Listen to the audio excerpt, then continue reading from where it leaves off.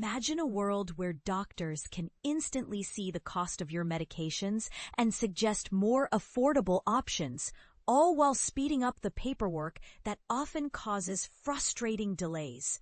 This isn't just a wishful idea.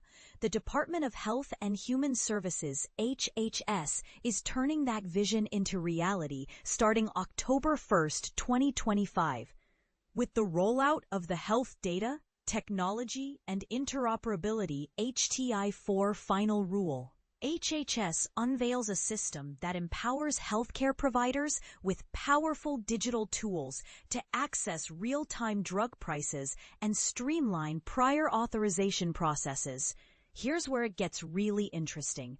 The HTI-4 rule, part of the broader Centers for Medicare/Medicaid Services, CMS, inpatient payment updates for fiscal year 2026, mandates the use of certified health IT tools.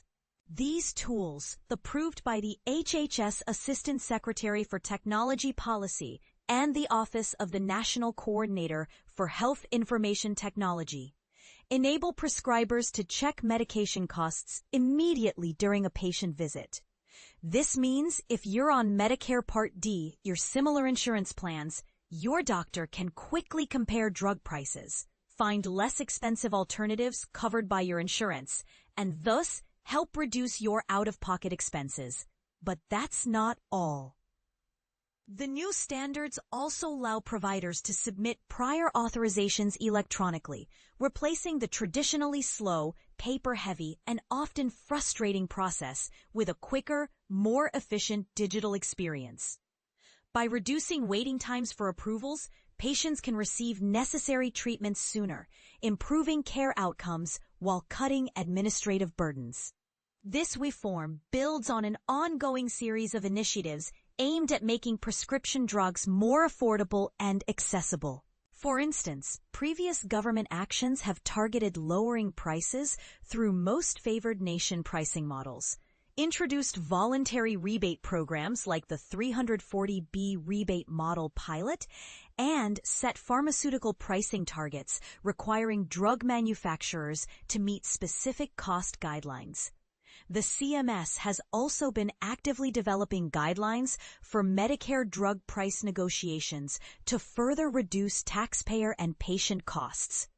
Adding to the momentum, the White House has issued executive orders encouraging direct purchases of prescription drugs from manufacturers and pressing federal agencies to take broader steps to curb rising drug costs. And this is the part most people miss. While these policies sound straightforward, the practical effects could spark vigorous debate.